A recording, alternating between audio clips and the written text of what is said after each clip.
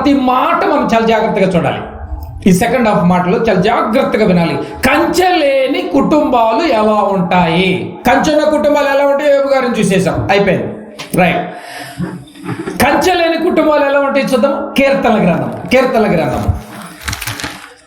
గ్రంథము 80వ అధ్యాయం. కీర్తనల గ్రంథము 80వ అధ్యాయం 8 నుంచి నేను చదువుతున్నాను. 8 నుంచి. నీవు ఐగుప్తులో నుండి ఒక ద్రాక్షవల్లిని తెచ్చితివి, అన్ని జనులను వెళ్ళగొట్టి దాన్ని నాటితివి, దానికి తగిన స్థలము సిద్ధపరిచితివి, దాని వేరు లోతుగా పారి అది దేశమంతటా వ్యాపించెను. ఎవరి గురించి మాట్లాడుతున్నాడు? ఐగుప్తులను తీసుకొచ్చింది ఎవరిని? ఇశ్రాయేలుని. కనానుకు తీసుకొచ్చాడు. ఈ కనాను దేశమంతా వ్యాపించింది. చూడండి, దేవుని పిల్లలు, ఇశ్రాయేలుల సంతానం, అబ్రహాము, ఇస్సాకు, దేవుని యాకోబు సంతానము ప్రపంచం మొత్తముగా వ్యాపించేసేసింది, దేశమంతా వ్యాపించింది. దాని నీడ కొండలను కప్పెను, దాని తీగెలు దేవుని దేవదారు వృక్షములను ఆవరించెను. దాని తీగలు పిల్లలు, అంతేకాదు పిల్లలే కదండి సంతానం. దేశమంతా వ్యాపించిందట. దాని తీగలు సముద్రం వరకు వ్యాపించెను, యూఫ్రటీసు నది వరకు దాని రెమ్మలు వ్యాపించెను. అంటే దేవుడు ఇశ్రాయేలీయుల్ని కానాలలో స్థిరపరిచినప్పుడు వారు దేవుని హద్దుల్లో జీవించకుండా ఆజ్ఞలు మీరారంట. అర్థమైందండి? ఎన్నో కుటుంబాలు ఎంతగా విస్తరించారంటే తీగలుగా విస్తరించారంట. దేవదారు మానుల్లో విస్తరించారంట. దేవదారు మానులు అంటే అర్థమైందండి? దేవదారు మానులు అంటే నిజంగా అండి, అవి లెబనోను దేవదారు మానులు అంటే ఆకాశాన్ని అంత చెట్లు అవి. నా పిల్లలు ఆకాశాన్ని అంతగా ఎదిగారు, సముద్రం అంతా పాకారు, తీగలుగా విస్తరించారు. అలా విస్తరించినటువంటి బిడ్డలు దేవుని హద్దుల్లో లేకుండా మీరారంట. ఈ కుటుంబాలని దేవుని హద్దులో లేకుండా మీరారంట. ఏమండి? మీరేరో లేరో 12 నుంచి నేను చదువుతున్నాను, జాగ్రత్తగా వినండి. త్రోవను నడుచు వారందరూ దానిని తెంచివేయినట్లు. అప్పటి వరకు బాగానే ఉన్నారు. ఇప్పుడు రోడ్డు మీద వెళ్ళేవాడు ప్రతి ఒక్కడంట తెంచుతున్నాడంట. కాంపౌండ్ లేకపోతే ఏం చేస్తారండి? ఏమంటే కాంపౌండ్ ఉంటే ఇంట్లో పువ్వులు కానీ కరివేపు కానీ ఎవరన్నా తెంచుతారండి? పర్మిషన్ తీసుకుని బయటికి రావాలి, లోపలికి రావాలి. అమ్మ కొద్దిగా కరివేపాకు తీసుకోవచ్చా, పువ్వులు ఏమన్నా కోసుకోవచ్చా, పర్మిషన్ తీసుకోవాలి కాంపౌండ్ ఉంటే. అదే కాంపౌండ్ లేకపోతే రోడ్డు మీద తెంచుకుని వెళ్ళిపోతారు కదండి. ఇశ్రాయేలీయుల కుటుంబాల పరిస్థితి అలాగే అయింది. ఇప్పుడు కంచె లేకపోవటం వల్ల, కాంపౌండ్ లేకపోవటం వల్ల త్రోవను నడుచువారందరూ దాన్ని తెంచివేయాలని చూస్తున్నారంట. ఇశ్రాయేల్ జనాంగం గురించి మాట్లాడుతున్నాడు, ఇశ్రాయేల్ కుటుంబం గురించి మాట్లాడుతున్నాడు. కంచె లేకపోతే తెంచేస్తారు, తుంచేస్తారు. మేకలు తినేస్తాయి, గేదెలు తినేస్తాయి కొమ్మలన్నీ. తర్వాత గొడవలాయ. కాంపౌండ్ ఉంటే గేదె లోపలికి రాదు కదా, అంతే కదండి. ఏపుగా పెరుగుతుంది, గేదె వచ్చి చక్కగా ఒక ముట్ట పెట్టి శుభ్రంగా తినేస్తుంది. దానికి కూడా అవే కావాలి. అంత పచ్చిగడ్డి కోసుకొచ్చినా అది తినదు. ఈ పక్కింటోడి కొమ్మలు ఇవే కావాలి కదండి. దాని చుట్టూనున్న కంచెలను నీ వేలపాడు చేసితివి. దేవుడు కంచెలు తీసేసేసాడు. మీరేరుగా అప్పటి వరకు దేవుల్లో ఉన్నారు, నువ్వే మాకు సర్వస్వం అన్నారు. ఇక కొంచెం ఒడ్డెక్కిన తర్వాత తెప్పదగలేసినట్టుగా దేవుళ్ళలోంచి దూరం అయిపోయారు. ఎప్పుడైతే దేవుళ్ళలోంచి దూరం అయిపోయారో ఆటోమేటిక్ కంచె ఏం చేస్తున్నాడు? దేవుడు తీసేస్తున్నాడు.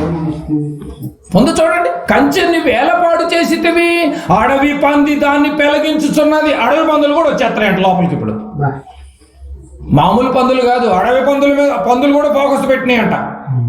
అంటే ఎక్కడో అరణ్యంలో ఉండేటటువంటి అడవి పందులు కూడా ఏమిటి ఈ తీగలు అంటే దేవుని పిల్లలే, కానీ ఈరోజు దేవుళ్ళు లేరు. అంటే ఎంత ఫోకస్ పెట్టారు చూడండి.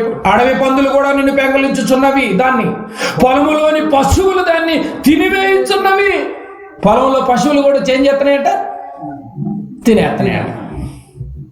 అదే కదండి, రోడ్లు ఏమిటో అన్ని కంపెనీకి పోతున్నారు. గేదెలు వచ్చి మొత్తం దారంతా తినేస్తాయని.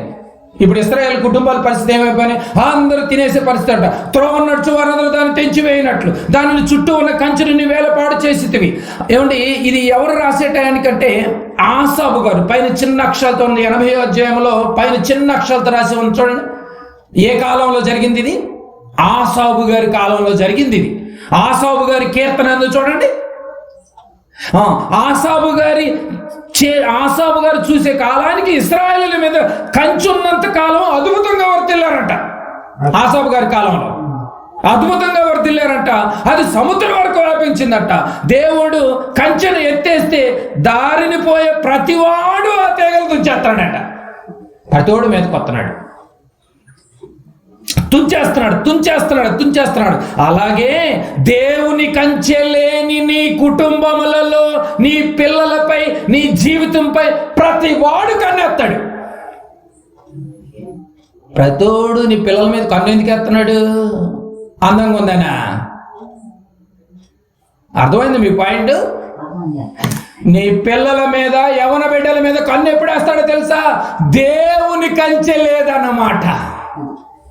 అది అర్థం చేసుకోక మీదకి వెళ్ళి నువ్వు ఎన్ని కంట్రోల్ చేసినా ఉపయోగమే ఉంది. నువ్వు వేయాల్సినట్టు ఏమండి, మందు ఎక్కడ వేయాలి? మందు వేర్లకు తాకాలి. నువ్వు పై పైన కొట్టుకుంటూ పోతే పై మందు ఎడిషనల్ గా, అసలు మందు దేనికి పడాలి? వేరుకు పడాలి. నువ్వేమో పై పైన మందులు ఎత్త ఉంటావు, అది వల్ల ఉపయోగం లేదు. అదే అంటున్నాడండి బాబు, దేవుని కంచె లేని నీ కుటుంబములలో ఏమిటి ఆ రోజు ఇశ్రాయేలు కుటుంబాలు పతోడు తెంచేస్తున్నాడు. అడవి పందులు వచ్చి పాడు చేస్తున్నాయి, పొలంలో గేదెలు మేసినట్టు. ఎగ్జాంపుల్ అని చక్కగా చెప్పాడండి, మేము మనకు అర్థమయ్యే రీతిలో. కుటుంబాలకి భద్రత లేదు, పతోడు మేము చేస్తున్నాడు. ఆ ఛాన్స్ ఎందుకు ఇచ్చావు నువ్వు? ఒక్కొక్కడు ఏమిటి వాడి భార్యను చూసే కంటే పక్కోడి భార్యను ఎక్కువ చూస్తూ ఉంటాడు. ఆ ఛాన్స్ ఎందుకు ఇచ్చావు నువ్వు? లోకంలో జరిగేదే చెప్తున్నాను నేను. ఆ ఛాన్స్ ఎందుకు ఇచ్చావంటే నీ కుటుంబానికి కంచె లేదన్నమాట. అందుకే పతోడు చూస్తున్నాడు. ఆ పవిత్రతను నువ్వు కాపాడుకుంటే నిన్ను చూడాలంటే భయం. అమ్మో, దేవుల్లో ఉన్నారు, భయభక్తులు కలిగి ఉన్నారు. నా బిడ్డల మీద ఏదైనా చేస్తే నా కనుగుడ్డును టచ్ చేసినట్టే అని ఒక శాసనం కూడా ఉంది కదా. అవకాశం ఎందుకు ఇవ్వలేదు నువ్వు? దేవుడు కంచె లేని కుటుంబాలు, నీ పిల్లలపై, నీ జీవితంపై ప్రతివాడు కన్నేస్తున్నాడంటే సాతాను ఎవరి రూపంలోనైనా వచ్చి నీ కుటుంబాన్ని సర్వనాశనం చేస్తాడు. అవకాశం ఇచ్చింది నువ్వే. ఎవరి రూపంలోనే రావచ్చు, కంచె లేకపోతే. అడవి పంది రూపంలో రావచ్చు, గేదెల రూపంలో రావచ్చు అని పొలం గురించి ఎలా మాట్లాడాడు. కుటుంబాల్లో ఎవరి రూపంలోనే కూడా వచ్చి నీ కుటుంబాన్ని సర్వనాశనం చేస్తాడు అపవాదిగాడు. ఆ రోజు ఏదేడు తోటలో ఆది తల్లిదండ్రుల్లో ఏమిటి సర్పం రూపంలో వచ్చాడే. పేతురు గారు యేసు ప్రభుల వారు చివరి ఘట్టానికి వెళ్ళేటప్పుడు, శిలువ త్యాగానికి వెళ్ళేటప్పుడు ప్రపంచ మానవాళి కోసం వెళుతుంటే చేయి పట్టుకుని ఆపాడే. ఆ రోజు పేతురు గారిలో కూడా ప్రవేశించి ఆపాడే. ఎవరి రూపంలోనే రావచ్చు నీ కుటుంబాన్ని సర్వనాశనం చేయడానికి.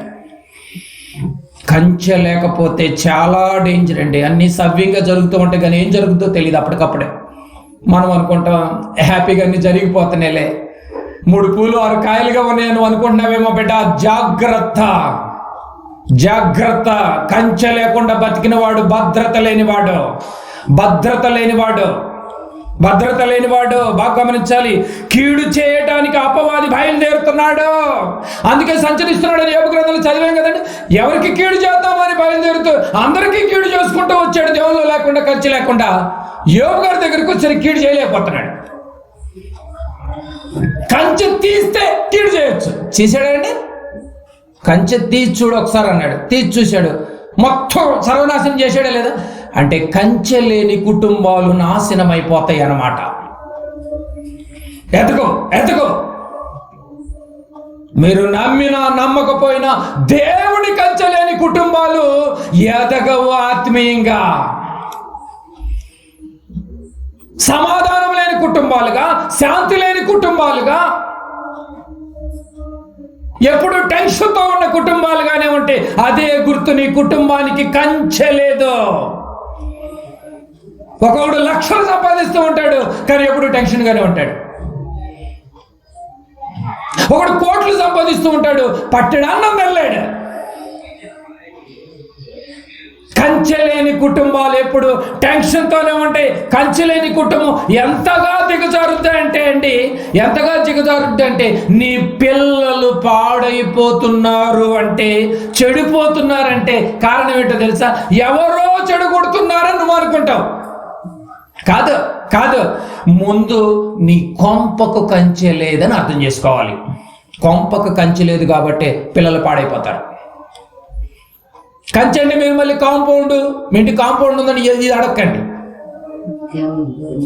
దేవుని ప్రొటెక్షన్, దేవుడి భద్రత, దేవుడి కాంపౌండ్. దేవుడి భద్రత లేకపోతే ఆ రోజు ఇశ్రాయేలు అందరినీ తుంచుకొని పోతున్నారట. ప్రతి రాజు వాళ్ళ మీద దండెత్తి రావటమే కదండి. అందరి కన్ను మన మీద పడుతూ ఉంటది. మనం అది తెలియక ఏదో దిష్టి తగిలిందని చెప్పి ఎండుమిరపకాయలను ఉప్పు కలిపి పోసేస్తే పోద్దా? పిచ్చానికేమన్నా?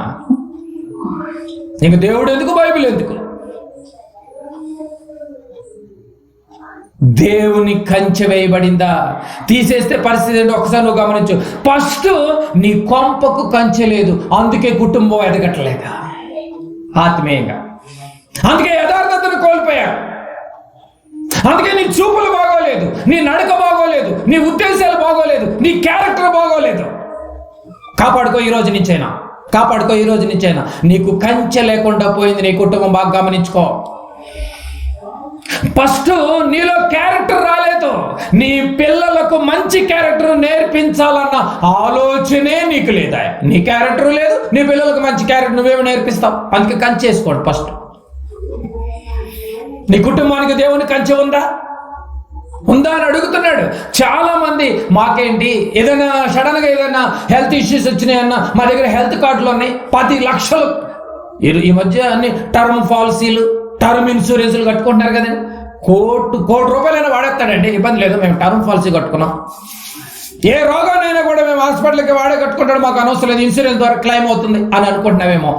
ఏదో ఒక రోజు అన్ని తగ్గే రోగాలు ఉన్నాయి అనుకుంటావేమో. తగ్గని రోగాలు వస్తే ఏ ఇన్సూరెన్స్ కూడా పనికిరాదు. ఏం చేస్తావు అప్పుడు? కరోనా లాంటి తగ్గని రోగం వస్తే నీ ఉన్నది మొత్తం ఊడ్చిపెట్టే నీ ఆక్సిజన్కి పనికిరాదని సరిపోదు. మరి నీ పెళ్ళానికి ఏం పెడతావు, నీ భార్యకి, నీ బిడ్డలకి ఏం పెడతావు? ఆక్సిజన్ ఏం కొంట? అన్ని తగ్గే రోగాలు ఉంటాయి అనుకుంటున్నామేమో. మీరు బాగా గమనించలేదు, దేవుడు కూడా కొంచెం అప్డేట్ అయిపోయాడు. ఇప్పుడు వచ్చే అసలు ఏ రోగాలు రావు. ఇప్పుడు మ్యాక్సిమం చిన్న రోగాలు రావట్లా, పెద్ద రోగాలే వస్తే పోట్ల. షుగర్ వస్తే పోదు కదండి, క్యాన్సర్ వస్తే పోదు, హార్ట్ స్ట్రోక్ ఒక్కసారి అటాక్ అయిందంటే నువ్వు ప్రతి క్షణం గ్లాసు లాగా బతకాలి. నువ్వు ఏమాత్రం ఒత్తిడి పెట్టినా ఎప్పుడు చేస్తాడో తెలియదు. చచ్చిపోయిన సంగతి పక్కన ఉన్న భార్యకు కూడా తెలియదు పొద్దున్న లేపేంత వరకు. ఏమంటే మీరు బాగా గమనించాలి ప్రియమైన దేవుని వారలారా. గత 50 సంవత్సరాల క్రితం వెళ్తే అన్ని తగ్గే రోగాలు, అసలు రోగాలే రాలేదు. ఎక్కువ మాట్లాడితే చెప్పండి, ఏ రోగాలు వచ్చినాయి చెప్పండి అండి. డెలివరీ విషయంలో కూడా పొలానే డెలివరీ అయినటువంటి స్త్రీలు ఉన్నారు పాపం. వస్తా బిడ్డను సంకనేసుకుని వచ్చేసేవాళ్ళు పొలానే డెలివరీ. ఏ రోగం ఉందండి? అసలు కత్తి ఘాటు పొట్ట మీద పడిందా అండి? పాపం మంత్రసానులతోనే అయిపోయేదండి అంతా. ఈరోజు ఎన్ని రోగాలు, తెలియని అది ఇక రోగం తగ్గదు. జీవితాంతం వాడే మందులే అవి. ఇక ఉన్నంతకాలం వాడుతూ ఉండాలి ఆ మందులు, అంతే. అంటే దీన్ని బట్టి ఏమర్థమవుతుంది? ఏ ఇన్సూరెన్స్ క్లెయిమ్ అవుతుంది, ఈ క్లెయిమ్ అవుతుంది. బాగా ఆలోచించాలి. కానీ నువ్వు అన్ని రోగాలు వస్తాయిలే, ఏం కాదులే, తగ్గిపోతావు అనుకుంటేమో. దేవుని భద్రత ఉంటేనే క్షేమం. దేవుని కంచె నీకుంటే నువ్వు ఎక్కడున్నా భద్రతే. దేవుని కంచె నీకుంటే ఎక్కడున్నా భద్రతేనండి బాబు. చిన్నగా మొదలవుద్ది, పెద్దగా తయారవుతుంది దేవుని కంచె లేకపోతే. ఫస్ట్ చిన్నగానే ఉంటుంది, ఏం లేదంటాడు, మందులు అడిగితే తగ్గిపోద్దని అంటాడు. అది మెల్లమెల్లగా 3 రోజులకు మొదలు పెట్టుద్ది. అప్పుడు చిన్నదే అన్నారు, కానీ ఇప్పుడు పెద్దది అంటున్నారయ్యా. మొక్క తీసి బయటకు పంపించారంట. ఆ మొక్క వచ్చింది, ఫోన్ చేసి చెప్పారు, గుండెలు దడదల్లాడుతూ ఉంటాయి. కార్డులు, ఇన్సూరెన్స్ కార్డులు, టర్మ్ కార్డులు బోర్డులో ఉన్నాయి, కానీ పని అవుతాయి. అన్ని రోజులు ఒకలాగా ఉండవు ప్రియమైన దేవుని వర్లారా. యథార్థత అనేది క్రైస్తవుని లక్ష్యం. న్యాయంగా బ్రతకడం అనేది క్రైస్తవుని లక్ష్యం. దేవుడు అంటే భయం కలగటం క్రైస్తవుని లక్ష్యం. భక్తి కలగటం క్రైస్తవుని లక్ష్యం. ప్రార్థనలో గడపటం క్రైస్తవుని లక్ష్యం. ఈ లక్ష్యాలేది లేకోకుండా నువ్వు కంచె లేకుండా బతుకుతున్నావేమో నీ కుటుంబమా, అందరూ నేను తుంచేసేవాళ్ళే. ప్రతి వాడు కన్నేస్తాడు. వాటిలో అపవాది ఏ రూపంలో వచ్చి కన్నేస్తాడో తెలియదు. ఏ రూపంలో వచ్చి కన్నేస్తాడో తెలియదు. భద్రత లేకపోతే ఏమవుతుందో, నిజంగా భద్రత లేకపోతే ఏమవుతుందో కొన్ని వచనాలు చూద్దామా? యెషయా గ్రంథం 5వ అధ్యాయం. యెషయా గ్రంథం 5వ అధ్యాయం చాలా జాగ్రత్తగా చూడాలి. యెషయా గ్రంథము 5వ అధ్యాయము 1 నుంచి 4 వచనాలు చదువుతున్నాను. యెషయా గ్రంథం 5వ అధ్యాయం 1 నుంచి 4 వచనం. నా ప్రియుని గురించి నేను పాడేదని వినుడి, అతని ద్రాక్ష తోటను బట్టి నాకు ఇష్టమైన దాని గురించి పాడేదని వినుడి. ద్రాక్ష తోట అంటే దేవుని బిడ్డలే. సత్తువు గల భూమి గల కొండ మీద నా ప్రియునికి ఒక ద్రాక్ష తోట ఉండేను. ఆయన దానిని బాగుగా తవ్వి రాళ్లను ఏరి అందులో శ్రేష్టమైన ద్రాక్ష తీగలను నాటించెను. దాని మధ్యను బురుజు ఒకటి వేయించి ద్రాక్ష తొట్టిని తొలిపించెను. ద్రాక్ష పండ్లు ఫలింపవలనని ఎదురు చూస్తుండేను. నీ వల్ల ఫలాలు రావాలని కోరిక రైతుకి. ఆ రైతు ప్లేస్ లో దేవుడు. కానీ అది కారు ద్రాక్షాలు కాచాను. అంటే యథార్థతను కోల్పోయారు, న్యాయాన్ని కోల్పోయారు, భక్తిని కోల్పోయారు. ఈరోజు భక్తి లేదండి. భక్తి పేరుతో దందా ఉంది తప్ప భక్తి లేదు. కావున యెరూషలేము నివాసులారా, యూదావారులారా, నా ద్రాక్ష తోట విషయము నాకు న్యాయము తీర్చవాలని మిమ్మల్ని వేడుకొంచున్నాను. నేను ద్రాక్ష తోటకు చేసిన దానికంటే మరేమి దానిని చేయగలరు? అది ద్రాక్ష పండ్లు కాయనని నేను కనిపెట్టినప్పుడు అది కారు ద్రాక్షాలు కాయటకు కారణమేమి? యూదా జనాంగం గురించి మాట్లాడుతున్నాడండి. యూదా జనాంగం గురించి మాట్లాడుతున్నాడు. ఈ ద్రాక్ష తోట నేను చక్కగా ఐగుప్తు నుంచి తీసుకొచ్చి కనాన్లో పెట్టాను. ఒక తోటను ఎలా రైతు చూసుకుంటాడో ఉదయాన్నే పోయి నేను ప్రతి క్షణము చక్కగా చూసుకుని మందు కొట్టుకుంటూ జాగ్రత్తగా ఉన్న రాళ్ళన్నీ ఏరేసి చక్కగా పవిత్రంగా పెంచుకుంటూ వచ్చాను. కానీ ఏమైపోయిందో తెలుసా? చివరికి పంట వచ్చేటానికి ఏ కాయలు వచ్చినాయి? కారు ద్రాక్షాలు వచ్చేసినాయి. కారు ద్రాక్షాలు వచ్చేసినాయి అని చెప్పేసరికి ఇప్పుడు దేవుడు ఏ డిసిషన్ తీసుకున్నాడు తెలుసా? అరే, నేను పుట్టేటప్పుడు యథార్థంగా పుట్టించాను. కారు ద్రాక్షలు అంటే మీకు అర్థమవుతున్నాయా? నేను పుట్టేటప్పుడు యథార్థంగా పుట్టించాను. తల్లి గర్భంలో పుట్టేటప్పుడు బిడ్డలు ఎలా పుడతాడండి? యథార్థంగా పుట్టాను. పెరుగుతూ పెరుగుతూ మీరు తంత్రాలు నేర్చుకోవటమే ఇదే కారు ద్రాక్షాలు. సాధారణ తంత్రాలు నేర్చుకుని ముదిరిపోయారు. ప్రతి ఒక్కడు మనుషులు ముదిరిపోయారండి బాబు. ఈరోజు ప్రేమలు, అభిమానాలు ఎక్కువ చెప్తే కుటుంబాల్లోనే కోల్పోయారు. ఇంకా బయట వాళ్ళ సంగతి తర్వాత కుటుంబాల్లోనే ప్రేమలు లేవు. ఈరోజు భార్యాభర్తల మధ్య ప్రేమలు ఉన్నాయండి మీరు చెప్పండి? లేవు.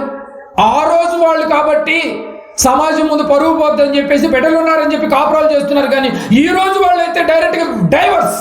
నిజమా కాదండి? ఆ రోజు వాళ్ళకి ఈ రోజు వాళ్ళకి తేడా ఏంటో తెలుసా? ఆ రోజు వాళ్ళు అలాగే కొనసాగిస్తారు కుటుంబాలు. ఈ రోజు వాళ్ళు డైవర్స్. అవసరమైతే మళ్ళీ ఇంకొక పెళ్లి. కారు ద్రాక్షాలు వచ్చేసినాయి. దేవుడు ఒక నిర్ణయానికి వచ్చేసాడు. కుటుంబాల పట్ల దేవుడు యోధా జాతి పట్ల కుటుంబాలకు నిర్ణయాలకు వచ్చాడు. ఏ నిర్ణయానికి వచ్చాడు తెలుసా అండి? 5వ వచనం ఇప్పుడు చెబుతున్నాడు చూడండి. 5 ఆలోచించుడి, నేను నా ద్రాక్ష తోటకు చేయబో కార్యము మీకు తెలియచెప్పేదను. నేను ఒకటి చేయాలనుకుంటున్నాను. ఈ కుటుంబాలకి ఏం చేయాలనుకుంటున్నాను? అది మేసివేయబడినట్లు దాని కంచెను కొట్టివేసేదను. ఉందా చూడండి. దేవుడే కంచెను తీసేస్తే మన కుటుంబాల పరిస్థితి ఒక్కసారి గమనించండి. తారుమారైపోతాయండి బాబు, తారుమారైపోతాయి. ప్రశాంతంగా సాయంత్రం పగలంతా పని చేసుకుని రాత్రి ఇంట్లోకి పోయి తలుపు వేసుకుని హ్యాపీగా పడుకునే పరిస్థితి కోల్పోయి రాత్రి అయిన తర్వాత అందరూ బయట ఉండి ఇంటికి తాళం వేయటం బెటరా? రాత్రి అయిన తర్వాత అందరూ లోపల ఉండి ఇంటికి గడిపెట్టడం బెటరా అండి? మీరు చెప్పండి, ఏది బెటరు? రాత్రి అయిపోయిన తర్వాత ఇంట్లో ఉండి గడిపెట్టి ప్రశాంతంగా పడుకుని మళ్ళీ ఎర్లీ మార్నింగ్ లేచి తలుపు తీస్తే బెటరా? ఎన్ని రాత్రులు గడుస్తున్నా ఇంటికి తాళం వేసి ఉందరా నాయన. ఈ కుటుంబాలు నెలలు హాస్పిటల్లో పడున్నది బెటరా? ఏది బెటరు? కంచె తీసేస్తే పరిస్థితి అదే. నేను కంచెను తీసివేసేదను, కొట్టివేసేదను. అది త్రొక్కబడినట్లు పతువాడు మీదకి వస్తాడు. ఇప్పుడు అది తొక్కబడుటకు దాని గోడను పడగొట్టి పడగొట్టి దాన్ని పాడు చేసేదను. కుటుంబాన్ని పాడు చేస్తాడు. ఆలోచనలు మారిపోతాయి అంటే ఇక పాడైపోతాయి. బుద్ధి గడ్డి తింటది. ఇక నీ బుద్ధి ఏమైందిరా అంటారు చూసారండి. అప్పుడప్పుడు పాడైపోయింది, కంచె తీసేసాడు. అప్పుడు బాగానే ఉన్నావు, అప్పుడు పాటలు పాడావు, చక్కగా ప్రార్థనకు వచ్చావు. ఇప్పుడు ఎందుకు? అప్పుడు జ్ఞానం సంపాదించటమే జ్ఞానానికి మూలం అన్నావు. బుద్ధి సర్వసంపదలు క్రీస్తునందే గుప్తమైనవి. అలాంటి బుద్ధి నేర్చుకోవడం కోసం నా సర్వసంపదలు ధారాగతం చేస్తున్నారన్నావు. ఈరోజు బుద్ధి గడ్డెదిందంటే అర్థం ఏంటో తెలుసా? కంచెను కొట్టేశాడనమాట. దేవుని మాటలు పట్టించుకోవు. ఇక దేవుని మాటలు నువ్వు విసర్జిస్తూ ఉంటావు, చెడును ఆస్వాదిస్తూ ఉంటావు. అది త్రొక్కబడుటకు దాని గోడను పడగొట్టి దానిని పాడు చేసేదను. పాడు చేస్తాడు చూడండి. కంచెను కొట్టేస్తే పదోడి మీద కొత్తాడు. ఇప్పుడు అది శుద్ధి చేయబడదు, పారతో త్రవ్వబడదు. పారతో తవ్వి మళ్ళీ ఏదైనా చేద్దాం అన్నా కూడా అవదంట. అంత కరుడు కట్టిపోతాయి హృదయాలు. కదలికలు లేవండి ఈరోజు. దేవుడు కూడా డిసైడ్ అయిపోయాడు. అది శుద్ధి చేయబడదు, పారతో త్రవ్వబడదు. దానిలో గచ్చ పొదలను, బలి రక్కసి చెట్లను బలిసి ఉండును. బలిసిపోతారు. ఇక ధనబలం, ఏమండి, హంగుబలం, ముఠాబలం, అన్ని బలాలు చూపిస్తూ ఉంటారు. దేవుని బలం ముందు ఈ బలాలు ఎంతండి? మా ముఠా చాలా పెద్దదండి, మమ్మల్ని ఎవడు టచ్ చేసేవాడు లేడు అనుకుంటున్నావేమో. దేవుని బలం ముందు నీ ముఠా బలం ఎంత? నీ హంగు బలం ఎంత? నీ ధనబలం ఎంత? ఆయన తలుసుకుంటేనంట ఏం చేస్తాడు తెలుసా అండి? కింద అక్కడికి ఉంది చూడండి. దాని మీద వర్షింపవలదని మేఘములకు ఆజ్ఞిస్తారంట. అసలు ఈ ఊర్లో అసలు వర్షం కురవకూడదురా, అది నేను చూడాలి. మోటార్లతో ఎంతకాలం ఆడించి పంటలు పండిస్తావా రైతు సోదరుడా? కొట్టుకు చేస్తారు. ఎందుకంటే ఈ పొదుగులు మోటార్ ఆన్ చేసి పొలం మీద కూర్చున్నాడు. పక్కోడి చేనుకు ఎప్పుడు వెళ్ళాలి? ఇంకా మేఘాలకు ఆజ్ఞిస్తాడు. వీళ్ళకి వర్షం పడకూడదు, పొలాలు కూడా పండకూడదు. అడుక్కు తినటానికి కూడా వాళ్ళకు కూడా పండితే కదా మనకి ఏదైనా దానం చేయటానికి. దేవుని కంచె లేని కుటుంబాల పరిస్థితి చూడండి. కంచెను కొట్టేస్తాడంట, మేసివేయబడుద్దంట. 3 త్రొక్కబడుద్దంట. ఏం చేయబోతున్నాడు దేవుడు? మీరు బాగా గమనించాలి. ఏదో చెప్పాలనుకుంటాడు, ఏం చేస్తున్నాడు తెలుసా? ఇశ్రాయేలీల ప్రజల్ని అష్షూరు దేశపు రాజు వచ్చి వీళ్ళని చెరలోకి వెళ్ళబోతున్నాడని చెప్పడానికి ఇదంతా జరుగుతుంది. అయ్యా, అష్షూరు రాజు వస్తున్నాడు, ఇశ్రాయేలీల మొత్తాన్ని తీసుకెళ్లి చెరలోకి తీసుకెళ్తున్నాడు. త్రొక్కబడటానికి వెళ్ళిపోయారు చెరలోకి. 70 సంవత్సరాలు వెళ్ళిపోయారు. ఎన్ని సంవత్సరాలు? 70 సంవత్సరాలు దేవుడు కనుమరుగైపోయాడండి వాళ్ళకి. 70 సంవత్సరాలు అంటే ఇప్పుడు మనకు ఆయుష్ కాలం. ఇప్పుడు అసలు 70 ఎక్కడ ఉంటున్నారండి బాబు? 50కి పటాపంచలైపోతున్నారు. దేవుడు కంచె తీసేస్తే 70 సంవత్సరాల వారి కుటుంబానికి అతిగతి లేదు, దేవుడు దర్శనం లేదు. ఇక హృదయాలు ఎంత కఠినమైపోతాయి మీరు గమనించండి. ఎంత కఠినమైపోతుంది. ఈరోజు కూడా అదే పరిస్థితి ఉంది చూడండి. కాబట్టి భద్రతలో ఉంటే ఎలా ఉంటుంది, భద్రత తీసేస్తే ఎలా ఉంటుంది ఇప్పుడు మీకు అర్థమైపోయింది. భద్రతలో ఉంటే ఎలా ఉంటుందో యోబు గారిని చూసాం. భద్రతను తీసేస్తే తొక్కివేయబడటం, ఏమంటే అడవి పందులు వచ్చి ఇది చేసేయటం, మేసివేయబడటం, ఏమంటే కంచెను కొట్టేయటం. నీ కుటుంబానికి కంచె వేయబడిందో ఈ రాత్రి నువ్వు ఒకసారి నువ్వు గమనించాలి. చివరికి కొన్ని మాటలు చూద్దాం. సమూయేలు మొదటి గ్రంథము 8వ అధ్యాయం. ఇశ్రాయేలీలు అందరూ కలిసి మాకు రాజు కావాలయ్యా, మాకు ఈ ప్రవక్తలు మాకొద్దు, ప్రవక్తల అధికారం మాకొద్దు, మాకు రాజు కావాలని చెప్పి సమూయేలు వచ్చి ఒత్తిడి చేస్తున్నారు. చూడండి ఒకసారి. అప్పుడు సమూయేలు ఏమన్నాడు? దేవునికి ప్రార్థన చేస్తాడు. ఏమని చేస్తున్నాడో ఒకసారి చూడండి. దేవుణ్ణి అడుగుతాడు. సమూయేలు మొదటి గ్రంథము 8వ అధ్యాయము. సమూయేలు మొదటి గ్రంథము 8వ అధ్యాయము. చూడండి, చాలా జాగ్రత్తగా చూడాలి. కంచె తీసేస్తే పరిస్థితి ఎలా అయిపోతుందో. త్రొక్కివేయబడటం, కొట్టివేయబడటం, పతోడు మీదకి వచ్చేయటం, దారిలో ఉన్న వాళ్ళందరూ తుంచేసుకోవటం. అష్షూరు చెరలోకి వెళ్ళిపోయారు ఆయన ఆధ్వర్యంలో. 8వ అధ్యాయము 5 నుంచి 7 వచనాలు చదువుతున్నాను చూడండి. 5 నుంచి. రామాలో సమూయేలు వద్దకు వచ్చారు. చిత్తగించుము, నీవు వృద్ధుడవు, నీ కుమారులు నీ ప్రవర్తన వంటి ప్రవర్తన గలవారు కారు గనుక సకల జనుల మర్యాద చొప్పున మాకు ఒక రాజును నియమించు, మాకు ఒక రాజు కావాలయ్యా అని చెప్పి ఇశ్రాయేలు అడుగుతున్నారు. అప్పుడు సమూయేలు ఏమన్నాడంటే, అతడు మాకు న్యాయము తీర్చునని అతనితో అని, ఆ రాజు మాకు న్యాయం తీరుస్తాడు, మేము నీ కింద ఉండటం వల్ల మాకేం న్యాయం జరగట్లేదు. సమూయేలుకు డైరెక్ట్గా ఎవరున్నారు పైన? దేవుడు, ఇంకెవరు లేరు, కానీ మాకు రాజు కావాలని అడుగుతున్నారు. అయితే మాకు న్యాయము తీర్చుటకే రాజు నియమింపమని వారు అనిన మాట సమూయేలు దృష్టికి ప్రతికూలముగా ఉండేను. అనుకూలమా ప్రతికూలమా? అనుకూలంగా లేదంటే ప్రతికూలంగా ఉండేను గనుక సమూయేలు యెహోవాకు ప్రార్థన చేశాను. సమూయేలుకి నచ్చలేదట, అయ్యా ఇది ప్రతికూలంగా ఉంది, ఇది మంచి పద్ధతి కాదని. ఏదేమైనప్పటికీ అడిగారు కాబట్టి ప్రార్థన చేశాడు. అయ్యా మరి రాజు కావాలంటున్నారు, మరి మీరేమంటారు చెప్పండి అని చెప్పేసి దేవుణ్ణి అడిగాడు. ప్రార్థనలో అడిగాడు, బాగా వినాలి, అడిగాడు. అయితే అందుకు యెహోవా సమూయేలుతో మాట్లాడుతున్నాడు. అందుకు యెహోవా సమూయేలుకు సెలవిచ్చినది ఏమనగా, జనులు నీతో చెప్పిన మాటలన్నిటిని ప్రకారము జరిగించుము. వాళ్ళు ఏమడిగితే అడిగి ఇచ్చేసాయి, ఏమడితే అడిగి ఇచ్చేసాయి. యాక్చువల్గా దేవుడికి నచ్చలా, సమూయేలుకే నచ్చలేదంటే దేవుడికి నచ్చదా అని జరిగించమన్నాడు. వారు నిన్ను విసర్జింపలేదు కానీ తమ్మును ఏలకుండా నన్నే విసర్జించి ఉన్నారు. వాళ్ళు నిన్ను కాదు వద్దనుకుంది, నన్ను వద్దనుకున్నారు. సమయంలో ఇది అనుకూలంగా లేరు, ప్రతికూలంగా ఉన్నారు. వీళ్ళు వదిలేసేసాయి, వాళ్ళకి కావాల్సింది ఇచ్చేసాయి, నచ్చలేదు నాకు ఇచ్చేసే అన్నాడు. వీడికి ఏం కావాలి ఇప్పుడు? దేవుడు మాటలు వద్దంట, ప్రవక్త మాటలు వద్దంట, మనిషి మాటలు కావాలంటండి. మనిషి మాటలు కావాలంట, బాగా గమనించాలి. లోక సంబంధమైన రాజు కావాలంటున్నారు. ఇది నాకు నచ్చలేదని సమూయేలు దేవునితో మొరపెడితే వారు కోరుకున్నట్టు రాజును ఇవ్వ అన్నాడండి.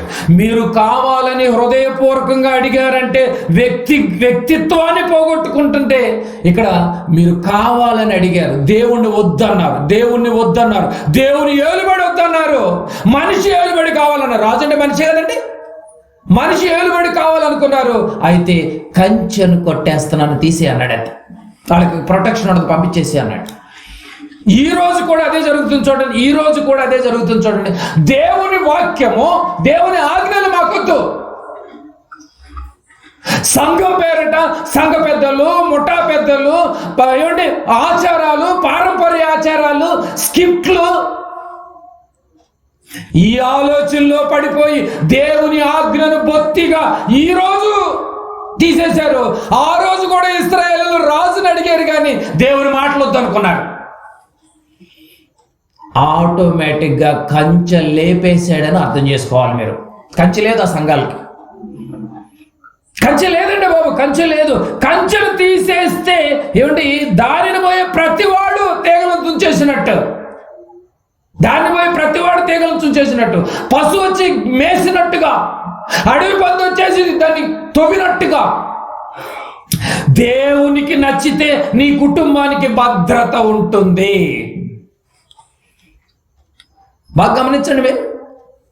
మాకు పరిపూర్ణమైన యథార్థమైన ఆత్మను రక్షించే, పరలోకానికి సంబంధించిన, పరలోకానికి నడిపించే బోధ కావాలి.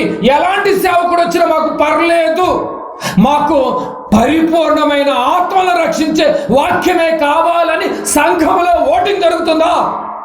చెప్పాలి. లేదు. ఈరోజు ఆ రోజు ఇశ్రాయేలీలు అడగటానికి ఈ రోజు అడగటానికి పెద్ద తేడా ఏమి లేదు. మీరేం అడుగుతున్నారు? వాక్యం మాకు చెప్పైనా పర్లేదు, వాక్యం మాకు అందపోయినా పర్లేదు, మేము అడిగిన సేవకుడే మాకు రావాలి. దేన్ని కోరావు? నీ రక్త సంబంధమైన వ్యక్తిని కోరావా? కన్ను మూస్తే ఈ లోకాన్ని వదిలిపోయే వ్యక్తిని కోరావా? శాశ్వతుడైనటువంటి దేవుని వాక్యాన్ని కోరావా? నువ్వు అనుకూలంగా మాట్లాడుతున్నావా, ప్రతికూలంగా మాట్లాడుతున్నావా? ప్రతికూలంగా మాట్లాడుతున్న ప్రతి సంఘానికి దేవుడు కంచె తీసేస్తాడు. ఎవరికి అనుకూలంగా మాట్లాడుతున్నావు? దేవుడికి అనుకూలంగా మాట్లాడుతున్నావా? అయితే నీకు కంచె లేదు. కంచి ఉందన్న భ్రమలో ఉన్నారు. దేవునికి నచ్చితే నీ కుటుంబానికి భద్రత ఉంటుంది, నీ సంఘానికి భద్రత ఉంటుంది. మీరు దేవుని సన్నిధిలో ఉంటే భద్రత అండి. క్యారెక్టరు, యథార్థత, న్యాయవంతుడు, భయభక్తులు, చెడుతనాన్ని విసర్జించాలి. పిల్లలకు ప్రార్థన నేర్పించాలి. వారికి ప్రార్థన నేర్పించడం ద్వారా కంచె వేసుకుంటారు. వ్యక్తిని చూడొద్దు, వాక్యాన్ని చూడండి. నిన్ను నిలబెట్టేది, పరలోకానికి చేర్చేది వాక్యమే. అగ్ని లాంటి యొక్క వాక్యాన్ని నువ్వు పక్కన పెట్టి మనుషుల పారంపర్య ఆచారాలు కావాలని వాటిలో నేను పార్టిసిపేట్ చేయాలన్నటువంటి భ్రమలో లేని వార్తలను పుట్టించి లోకం పేట్రైపోతుంది. సంఘాలు బైబిల్లో లేనివే ఈరోజు ఎక్కువ జరుగుతున్నాయి. కంచె తీసేస్తే ఇంకా ఎక్కువ జరుగుతాయి. విగ్రహారాధన అనేది దేవునికి నచ్చని అసహ్యమైనటువంటి పదం, కానీ క్రైస్తవులనే విగ్రహారాధన అయిపోయింది. లేని వార్తను పుట్టించొద్దు. స్టార్ని మీరు ప్రతి సంవత్సరం పెట్టండి. లేని వార్త పెట్టమని చెప్పాడు బైబిల్లో. లేని వార్తను పుట్టించారు. సంఘంలో చిన్న బిడ్డల దగ్గర నుంచి యవనస్తుల దగ్గర నుంచి సగం డ్రెస్సులు వేసి స్క్రిప్టులు తయారు చేసి డాన్స్ వేస్తుండగా, అందరూ చూస్తుండగా వీడియోలు తీసి యూట్యూబ్, సోషల్ మీడియాలో పెట్టండి అని బైబిల్ ఏమన్నా చెప్పిందా? లేని వార్త. ప్రతి డిసెంబర్కి, క్రిస్మస్కి సాంఘిక నాటకాలని, రికార్డింగ్ డాన్సులని సేవకుడు ఆధ్వర్యంలో మందిరం పక్కనే పెట్టమని ఏమన్నా చెప్పిందా బైబిల్? లేదే. లేని వార్త. ఇలాంటి లేని వార్తలను భేద పెట్టుకొని దేవుని కంచెనే తీసివేశారు కదండి. ఆ రోజు చెప్పాడు సమూయేలు, ఇది ప్రతికూలంగా నాకే ఉంటే, సేవకుడైన ప్రవక్త అయినటువంటి సమూయేలుకి ప్రతికూలంగా ఉందంట, అనుకూలంగా లేదంట. దేవుడు అన్నాడు, వదిలేదు సమూయేలు, కొని వాళ్ళని కావాలనుకున్నప్పుడు మనకెందుకు. వాళ్ళు ఎట్టా ఉంటారో నేను చూసాను. 70 సంవత్సరాలు దేవుడు ఊసు లేకుండా బతికారండి. చెరలోనికి వెళ్ళిపోయారండి బాబు. చీకటి బ్రతుకులు.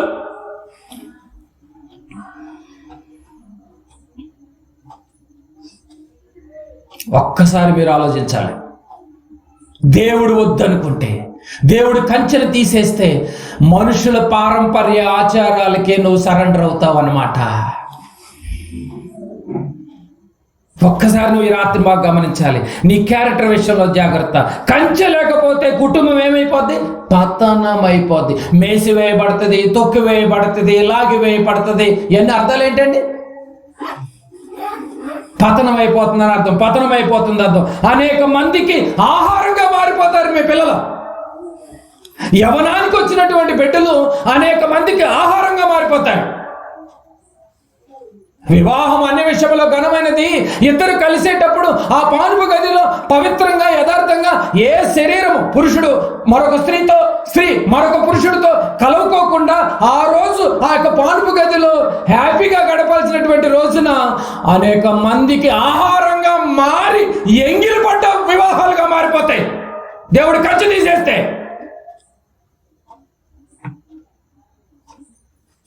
ఈరోజు ఒక వివాహం చేసుకోవాలంటే భయం యవనస్తుడికి, ఎక్కడ ఎంగిలిపడి ఉందోనని. ఒక స్త్రీకి భయం, ఒక యవన స్త్రీకి, యవన బిడ్డకి భయం వేస్తుంది. ఆ యొక్క యవనస్తుడు ఎక్కడ ఎంగిలి పడ్డాడొచ్చాడోనని. దీనంతటికి కారణం ఏంటో తెలుసా? అలా ఆహారంగా మారిపోవడానికి కారణం ఏంటో తెలుసా? నీ కుటుంబానికి కంచె లేకపోవటం వల్లనే. తప్పు బయటది కాదు.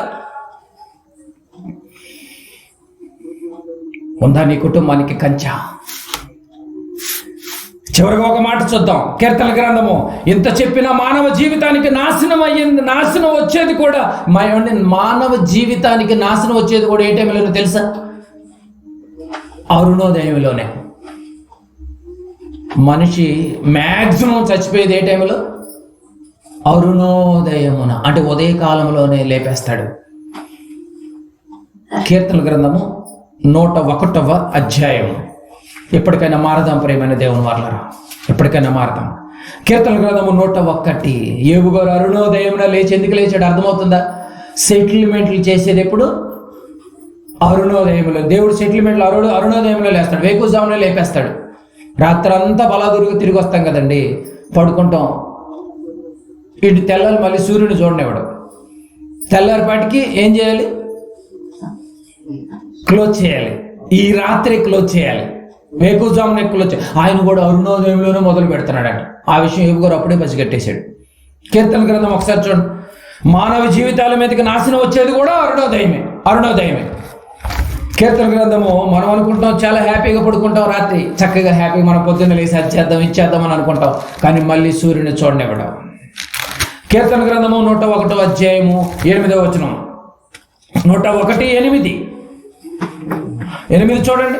యెహోవా పట్టణములో నుండి పాపము చేయువారందరినీ నిర్మూలము చేయుటకై. నిర్మూలం అంటే ఇక లేదు, ఇక ఛాన్స్ లేదు, మొత్తం నేల మట్టం చేసేస్తాడు. కుప్పగూలిపోతారు. నిర్మూలము చేయుటకై దేశమందలి భక్తిహీనులందరినీ, అండర్లైన్ చేసుకోవాలి ఆ పదం, భక్తిహీనులందరినీ ప్రతి ఉదయమున నేను సంహరించేదను. ఎప్పుడేసేస్తాడంట? Early morning లేపేస్తాడు. ఎవరిని? భక్తిహీనులందరినీ. దేశంలో ఉన్న భక్తిహీనులందరినీ ప్రతి అరుణోదయమున ఏమండి, ఉదయాన్నే నాశనం చేస్తాడు. ఉదయమున వారి పడకల మీదనే నాశనం చేస్తాడంట. ఎందుకంటే అంత రిస్క్ తెచ్చుకోవటం. ఒక్కసారి మీరు బాగా గమనించండి. అలాంటి ఉగ్రత దినము మనుషుల మీదకు రాకుండా మీరు జాగ్రత్త పడండి అంటున్నాడు. కంచి ఉంటే ఈ ప్రాబ్లం ఉండదు, ఎడిదిరిగి వెళ్ళిపోయేవాళ్ళమే. కానీ అర్థవంతమైనటువంటి పరిస్థితులు ఎందుకు? నీకు ఇచ్చినటువంటి పనిని ముగించుకోకుండా వెళ్ళిపోయే పరిస్థితి తెచ్చుకోవటం ఎందుకు? నీకంటూ ఒక పని ఇచ్చాడు, నీకంటూ ఒక లక్ష్యం ఇచ్చాడు. ఆ లక్ష్యం ఏంటో కాదు, మీరు యథార్థంగా బ్రతకాలి. 2, న్యాయంగా బ్రతకాలి. 3, క్రైస్తవుడికి ఉండాల్సినటువంటి లక్ష్యాలు. చాలా మంది తెలియక సంఘాల్లో ఆ సాక్ష్యాల పేరుట దగురుబాజీ సాక్ష్యాలు చెప్పేస్తున్నారండి బాబు. ఈ సంవత్సరం మొత్తం నేను యథార్థంగా బ్రతికాను దేవుని కాపుదలను బట్టి అన్న సాక్ష్యం ఎక్కడ ఉందా అండి? ఇది లేదు. క్రైస్తవునికి ఉండాల్సిన గోల్స్ ఇవ్వండి. ఈ సంవత్సరంలో గోల్స్ పెట్టుకోండి. మీరు యథార్థంగా నువ్వు బ్రతికితే నీ కుటుంబానికి కంచె, న్యాయంగా బ్రతికితే నీ కుటుంబానికి ప్రొటెక్షన్, భయభక్తులు కలిగి బ్రతికితే నీ కుటుంబానికి కాంపౌండ్, దేవుని భద్రత. చెడుతనం అనేది నీ దగ్గరికి రానికుండా. ఏమిటి, దావీదు గారు కూడా ఒక అడుగు ముందుకు వేసి ఏమిటి, అపహాసకులు కూర్చుండే చోట కూర్చోండి. మనమైతే వెళ్ళి వాళ్ళ దగ్గర కూర్చుంటాం. ఎందుకయ్యా నువ్వు అక్కడ కూర్చున్నావు అంటే, లేదులేండి వాళ్ళని కూడా మేము మారుద్దాం అనుకుంటున్నాను. ఏది నువ్వు మార్చేది? ముందు నీ కుటుంబాన్ని మార్చుకో, నీ భార్యను మార్చుకో, నీ పిల్లలను మార్చుకో. ఇంత పని ఇంట్లో పెట్టుకొని అపహాసకుల దగ్గర కూర్చునే టైం ఎక్కడ దొరుకుతుందని నీకు నాకు అర్థం కాదు. కుటుంబానికి కంచె తీసేసాడు తెలుసా? కుటుంబానికి కంచె. ఇవన్నీ కాపాడుకోవాలి నువ్వు. ఇవన్నీ కాపాడుకోవటమే కాదు, నువ్వు ప్రార్థనలో ఉండాలి, నీ భార్య ప్రార్థనలో ఉండాలి, నీ పిల్లలు ప్రార్థనలో ఉండాలి, పిల్లలకు ప్రార్థన కూడా నేర్చుకుని ఉండాలి. ఇవన్నీ చేస్తేనే నీ కుటుంబానికి భద్రత. వీటిల్లో ఏ క్వాలిటీస్ నీలో లేకపోతే నీ కుటుంబానికి భద్రత లేదు అనడానికి ఎగ్జాంపుల్గా అష్షూరు రాజు ఇశ్రాయేలును తీసుకువెళ్ళి తొక్కివేసినట్టుగా, అడవి పంది వచ్చి పెళ్లగించినట్టుగా, పారతో వేద్దామని మళ్ళీ కొత్త భూమి కొత్త పంటను వదిలేద్దామన్నా కూడా పార కూడా దిగని పరిస్థితి అంట రైతుకి. కింద చట్టేసిపోద్ది అనమాట. మొక్క నాటపడటానికి కూడా అదురుగా ఉండదు అనమాట నేల కూడా. కుటుంబాల పరిస్థితి ఎలా ఉంది చూడండి. అందుకని ఎంతమందికి ఎన్ని వాక్యాలు చెప్పినా మారరండి. వాళ్ళు ముదిరిపోయారు, కేసు ముదిరింది. ఆ సంగతి మీకు అర్థం కావట్లేదు. ఇక తొక్కివేయబడటానికే. కానీ చివరికి ఎలా తొక్కేస్తున్నాడు? అరుణోదయమున యోబు గారు ఊరన లేచాడు. ఆ మాటలను మనకెందుకు రాయించాడు? మీరు జాగ్రత్త. ఊజు దేశం మొత్తం పరీక్షిస్తే అపవాది వచ్చి నా దగ్గరికి చెప్పింది. అపవాది తిరుగుతున్నాడు, ప్రతి ఇంటికి తిరుగుతున్నాడు, ప్రతి పట్టణానికి తిరుగుతున్నాడు, ప్రతి గ్రామానికి తిరుగుతున్నాడు, ప్రతి ఇంటిని టచ్ చేస్తున్నాడు. ఏ కుటుంబానికి కంచె ఉందో ఆ కుటుంబం దగ్గరికి రావాలంటే వణుకో. ఏ కుటుంబానికి కంచి లేదో ఆటోమేటిక్గా వస్తాడు, వెళ్ళిపోతాడు. నేను వెళ్ళి వచ్చినటువంటి ఆ ఇంటికి నేను మరలా వెళ్ళేదని మరి 7 దెయ్యాలను తీసుకొస్తాడు. ఈడు తాగటమే కాదు, ఫ్రెండ్స్ని కూడా పట్టుకొస్తాడు. 7 ఫ్రెండ్స్ని పట్టుకొచ్చి నీ భార్య చేత ముక్కలు వేయించుకుని తింటాడు. అధికారం చెలాయిస్తాడు. మళ్ళా ఈ అధికారం ఎవరిది ఇప్పుడు? అపవాది. అవకాశం ఇస్తున్నావా?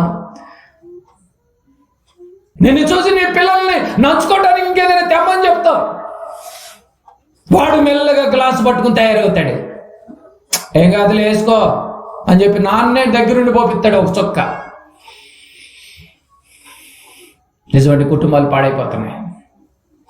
ఇలాంటి సిచ్యువేషన్ల మధ్య నువ్వు యథార్థతను కోల్పోతున్నావేమో, న్యాయాన్ని కోల్పోయావేమో. నీకంటూ ఒక లక్ష్యం లేదా?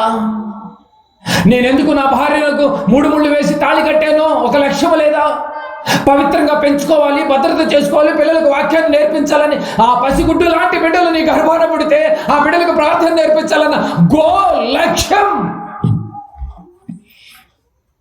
ఈరోజు అన్ని సంపాదించి పిల్లలకి నువ్వు సెట్ చేసి ఉండొచ్చామో అది నీకు ఆ బిడ్డలకి నీకు భద్రత కాదు. అది భద్రత కాదు. నీ కుటుంబానికి భద్రత దేవుడి కంచె. యథార్థతే నీ కుటుంబానికి కంచె. న్యాయమే నీ కుటుంబానికి కంచె. దేవుని భయభక్తులు నీ కుటుంబానికి కంచె. చెడుతనాన్ని వదిలేయటమే నీ కుటుంబానికి కంచె. ప్రార్థన నీ కుటుంబానికి కంచె. నీ బిడ్డలకు ప్రార్థనలో నిలబెట్టడమే నీ కుటుంబానికి కంచె. అప్పుడు దేవుడు కాపుదల మెండుగా ఉంటుందండి. అప్పుడు అపవాది అంటున్నాడు, నా వల్ల కాదయ్యా, నీవు కంచేస్తే నేను టచ్ కూడా చేయలేను. అయితే కంచె తీసి చూడు, యోబుని ఎలా పడగొడతానో నువ్వే చూస్తూ ఉండన్నాడు. ఏంటి, నా కుమారుని కంచె తీసేస్తే పడగొడతావా? సరే తీసేస్తా పోనీ. కంచె తీసిన తర్వాత లోపలికి వెళ్ళాడు. నిజమా కాదండి? కంచె తీసిన తర్వాత కదండి ఎన్ని సర్వనాశనం అయినాయి. అప్పుడు సర్వనాశనమైన కూడా ఏం మాట్లాడాడు? యెహోవా ఇచ్చెను. కంచేసిన వాళ్ళ మాటలు ఎట్టుంటాయండి? ధైర్యంగా, నిబ్బరంగా, సమాధానం కలిగి, పెద్దానికి టెన్షన్ పడరు. ఇప్పుడు అన్ని టెన్షన్లు అండి. అయ్యా నువ్వు టెన్షన్ తగ్గించుకోవాలి, లేకపోతే బీపీ తగ్గదు అంటాడు డాక్టర్. వీడు టెన్షన్ తగ్గదు, ఆ మందులు వేసుకోవటం తగ్గదు. ఇది డాక్టర్కి ఒక మంచి బిజినెస్ అయిపోయింది. అవి ఎప్పుడు చెప్తూనే ఉంటాడు, అయ్యి నువ్వు నిమ్మలంగా ఉండాలయ్యా, నువ్వు ఎన్ని వాడినా కూడా ఉపయోగం లేదంటాడు. ఆ ట్రిక్ మీకు చెప్తూనే ఉంటాడు ఒక డాక్టర్. నేను ఎన్ని వాడినా ఉపయోగం లేదండి, మీ టెన్షన్ తగ్గకపోతే అంటాడు. అసలు నువ్వు వెళ్ళేటప్పుడే టెన్షన్ మీద కూర్చుంటావు. అక్కడ పొలాన్ని ఎక్కడ ఆరబోసి వచ్చావు, గేదెలను అక్కడక్కడ వచ్చేసావు, వదిలేసి వచ్చావు. అక్కడేమో చావు, ఇక్కడేమో పుట్టుక, అక్కడేమో పేగు మెళ్ళ వేసుకున్నాడు. ఎన్ని టెన్షన్ లేదు. ఆ రోజు పురుడు, ఆ రోజు గేదేనింది, ఆ రోజు వాన వస్తుంది, కుప్ప తడుస్తుంది, ఇల్లు తడుస్తుంది, పిల్లోడు బడికి వెళ్ళలేదు, ఆ రోజు పరీక్షలు. ఏం చేసేవి ఈ టెన్షన్లో? కంచెను పోగొట్టుకున్నావు. నిమ్మళంగా సమాధానంగా ఉండాలంటే దేవుని మాటలేనండి మనకి. దేవుని మాటల్లో ఎదగండి, ఆ మాటలు హృదయంలోనికి పంపించండి, శాంతిగా సమాధానంగా ఉండండి, దేవుని భద్రతలో ఉండండి. సాతాను వచ్చి టచ్ కూడా చేయలేడు, లేదా పతోడిని టచ్ చేస్తాడు. అప్పుడే బాప్తిజం తీసుకుని నిర్ణయం తీసుకుంటారు, నేను ఇంక ఇది తాగను, ఇది చెయ్యను అని నిర్ణయం తీసుకుంటాడు కదా. పాపం 6 నెలలకే పడిపోతారండి. బలహీనమైన కంచెలు 6 నెలలకే మళ్ళీ లోకంలో పడిపోతారు. కనుక ప్రియమైన దేవుని వర్లారా, దేవుని ఉగ్రత కూడా మనుషుల మీదకి ఏ టైంలో వస్తుంది? అరుణోదయంలోనే వస్తుంది. ప్రతి ఉదయకాలంలో ఏ రోజుకు ఆ రోజే. ప్రతి ఉదయం మనం బతుకుతున్నామంటే దేవుడి కాపుదల ఇంకా ఉంది. ఈ రోజు నుంచి అయినా కూడా జాగ్రత్తగా ఉండండి. మిమ్మల్ని మీరు కట్టుకోండి, ఎవరో గురించి ఆలోచించొద్దు. ప్రేమైన దేవుని వల్ల మిమ్మల్ని మీరు కట్టుకోండి. నెక్స్ట్ మీ తర్వాత మీ కుటుంబాన్ని కట్టుకోండి. గోల్స్ మళ్ళీ చెప్తాను చివరగా. మిమ్మల్ని మీరు కట్టుకోండి. లోకాన్ని బాగు చేసే సంగతి తర్వాత, ఊరుని బాగు చేసే తర్వాత ముందు నిన్ను కట్టుకో. ఎవరు గారు కట్టుకున్నాడు. క్యారెక్టర్లో కట్టుకున్నాడు. అలాగే మనం నిన్ను నువ్వు కట్టుకో తల్లిదండ్రులుగా. తర్వాత తన బిడ్డలు కట్టాడండి, అపవిత్రంగా లేకుండా పవిత్రపరచుకోవడానికి ప్రార్థనలో జాగ్రత్తగా కట్టుకున్నాడు. అలాగే మీ కుటుంబాన్ని కట్టుకోండి. కంచె కలిగిన కుటుంబంగా సిద్ధపడండి. బాగా ఆలోచన చేయండి ప్రియమైన దేవుని వారలారా. దేవుని కంచె నీ కుటుంబానికి దేవుని కంచె వేయబడిందా? చెప్పండి. ఇప్పుడు వేయబడిన కుటుంబాలు ఎలా ఉంటాయి, దేవుని కంచె తీసేస్తే కుటుంబాలు ఏమైపోతాయో 2 విషయాలు మన ముందు పెట్టాడు దేవుడు. ఆలోచించండి. దేవుని భద్రత, దేవుని కాపుదల, దేవుని కృప, దేవుని సమాధానం మనకు లేకపోతే నిజంగా మన బతుకు అగమ్య గోచరమేనండి. దేవుడే మనలో ఉంటే అసలు నిండు కొండలాగా తొణకుండా ఉండొచ్చు.